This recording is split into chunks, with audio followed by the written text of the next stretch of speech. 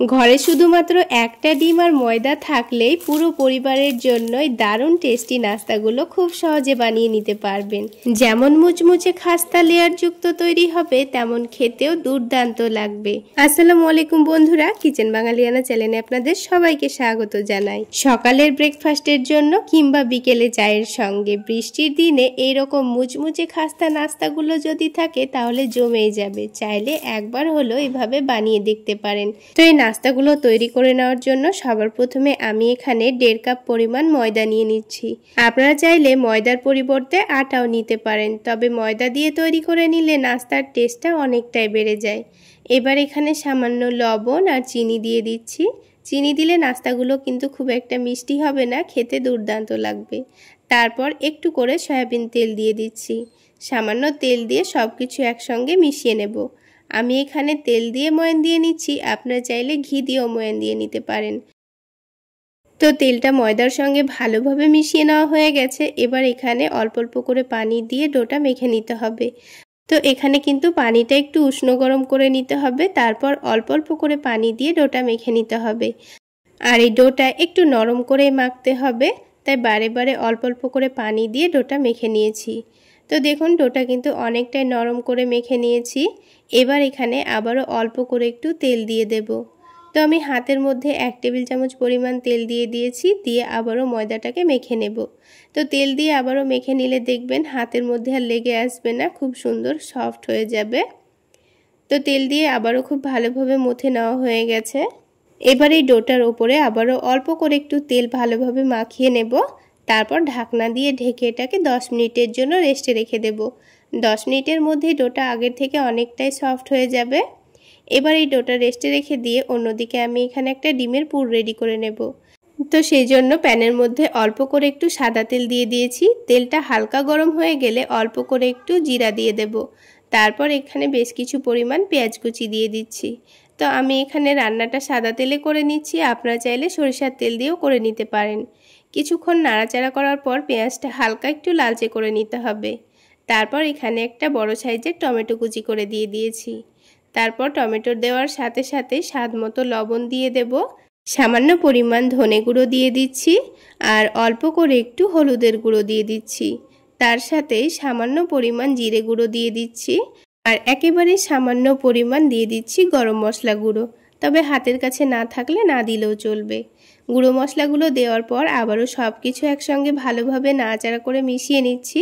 আর ঝালের জন্য অল্প একটু কাঁচামরিচ কুচি দিয়ে দিয়েছি। আপনারা চাইলে কাঁচামরিচের জায়গায় গুঁড়ো মরিচও দিতে পারেন। আবারও সব কিছু একসঙ্গে ভালোভাবে মিশিয়ে নেওয়ার পর একেবারে সামান্য পরিমাণ আদা রসুন পেস্ট দিয়ে দিয়েছি। তার সাথেই সামান্য পরিমাণ চিনি দিয়ে দিয়েছি।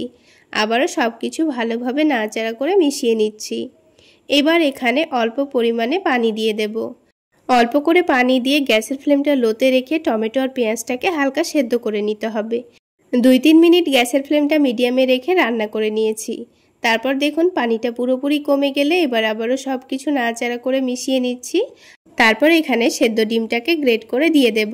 তো ঘরের মধ্যেই যদি এরকম ডিম সেদ্ধ করে রাখা থাকে তাহলে এই সেদ্ধ ডিম দিয়ে আপনারা অনেকগুলো নাস্তা তৈরি করে নিতে পারবেন। পুরো পরিবারের জন্যই নাস্তাগুলো তৈরি করে নেওয়া যায় এই একটা ডিম দিয়েই। তো ডিমটা গ্রেট করে দেওয়ার পর অল্প করে একটু চাট মশলা দিয়ে দিয়েছি, যেন এই পুরটার টেস্টটা অনেকটাই বেড়ে যায়। তারপর সব কিছু একসঙ্গে ভালোভাবে মিশিয়ে নিয়েছি।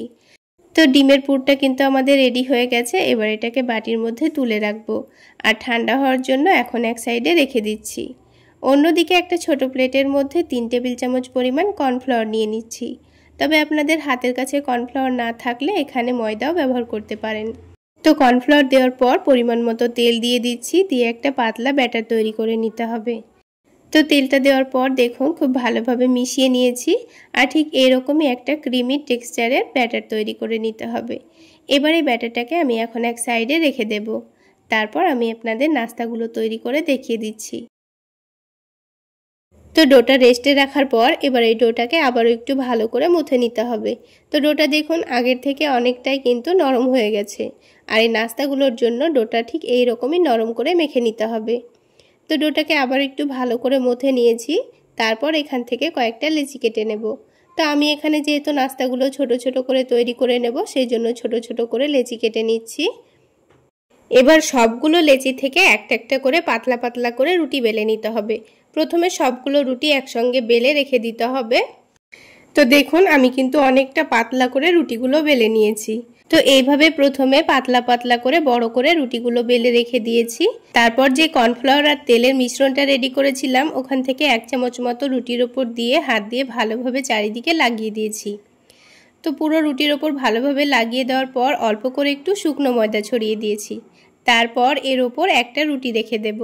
ঠিক একইভাবে সবগুলো রুটি এই রুটির ওপরে রেখে দিতে হবে। প্রথমে মিশ্রণটা লাগিয়ে অল্প করে একটু ময়দা ছড়িয়ে দিতে হবে, তারপর আরেকটা রুটি রেখে দিতে হবে। তো সবগুলো রুটি এইভাবে লেয়ার করে রেখে দিতে হবে। এইভাবে লেয়ার তৈরি করে নিলে পরোটাগুলোর মধ্যে কিন্তু খুব সুন্দর একটা লেয়ার তৈরি হবে। তো সবশেষে এবার রুটির ওপরে অল্প করে একটু ময়দা ছড়িয়ে দিয়ে আলতো হাতে বেলে নিচ্ছি। তো রুটিটাকে আবারও একটু বড় করে বেলে নিয়েছি। এবার এই রুটিটাকে আমাদের রোল করে নিতে হবে। তো রোল করে নেওয়ার আগে রুটিটাকে উল্টে দিয়েছি, দিয়ে অল্প করে একটু ময়দা ছড়িয়ে দিচ্ছি। ময়দা ছড়িয়ে দেওয়ার পর এবার এই রুটিটার এক সাইড থেকে এভাবে একটু চেপে চেপে রোল করে নেব। তো সাইডের অল্প একটু অংশ রেখে একটু করে পানি দিয়ে দেব, তাহলে খুব সুন্দরভাবে রোলটা সেট হয়ে যাবে। তো রোলটা খুব সুন্দর করে সেট করে নেওয়ার পর এবার এটা থেকে কয়েকটা পছন্দ মতো লেচি কেটে নেব। তো আপনারা যদি পরোটাগুলো ছোট করে বানাতে চাচ্ছেন তাহলে ছোট করে লেচি কেটে নেবেন। তো আমি একটু মিডিয়াম সাইজের তৈরি করে নেব, সেই জন্য মিডিয়াম করে লেচিগুলো কেটে নিয়েছি। তারপর আলতো হাতে চেপে দিচ্ছি।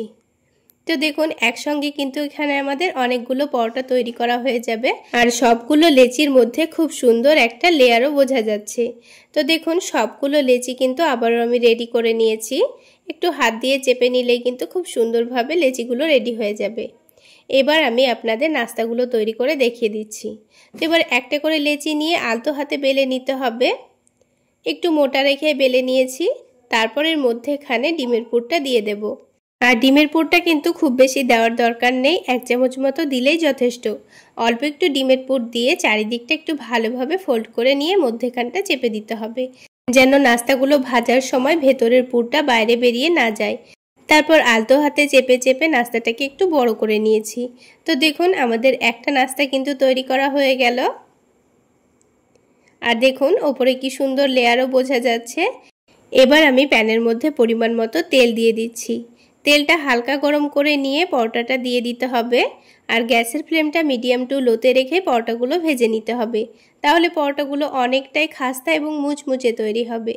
তো দেখুন একদিকে খুব সুন্দর কালার চলে এসছে। এবার আমি উল্টে দিয়েছি। উল্টে পাল্টেই ক্রিস্পি করে ভেজে নিতে হবে। আর একটা ভাজতে ভাজতে কিন্তু আমাদের আরও একটি পরোটা তৈরি করা হয়ে যাবে। গ্যাসের ফ্লেমটা মিডিয়াম টু লো আঁচে রেখে পরোটাটাকে একটু ক্রিস্পি করে ভেজে নিয়েছি। আর মুচমুচে করে ভেজে নিলে কিন্তু পরোটাগুলো খেতে দুর্দান্ত লাগে। তো দেখুন খুব সুন্দর কালারও চলে এসছে। এবার তেলটা ঝরিয়ে নিয়ে তুলে নিচ্ছি। আর এই একটা পরোটা ভাজতে ভাজতে কিন্তু আমাদের আরও একটি পরোটা রেডি করা হয়ে গেছে। তো আমি আপনাদের আরও একটি পরোটা ভেজে দেখিয়ে দিচ্ছি। তাহলে বন্ধুরা আজকের এই পরোটা রেসিপি আপনাদের কেমন লাগলো অবশ্যই কমেন্ট সেকশানে জানাবেন। আর ভালো লাগলে একটা লাইক শেয়ার করে দেবেন। আর আমার এই সহজ রেসিপিগুলো যদি ইউটিউব চ্যানেল থেকে দেখে থাকেন চ্যানেলটি সাবস্ক্রাইব করে দেবেন। আর ফেসবুক পেজ থেকে দেখে থাকলে পেজটি ফলো করে দেবেন। তো বন্ধুরা সবগুলো পরোটা ঠিক একইভাবে ভেজে নিয়েছি। আর দেখুন পরোটাগুলো দেখতে কতটা লোভনীয় হয়েছে। ওপর থেকে যেমন মুচমুচে খাস্তা, ভেতর থেকে তেমনই সফট। তো বন্ধুরা সবগুলো পরোটাই কিন্তু আমার তৈরি করা হয়ে গেছে। আর খেতেও কিন্তু দারুণ হয়েছিল। তো বন্ধুরা একটা পরোটা আমি আপনাদের ভেঙে দেখিয়ে দিচ্ছি। আওয়াজ শুনলেই বুঝতে পারবেন পরোটাগুলো কতটা মুচমুচে খাস্তা তৈরি হয়েছে।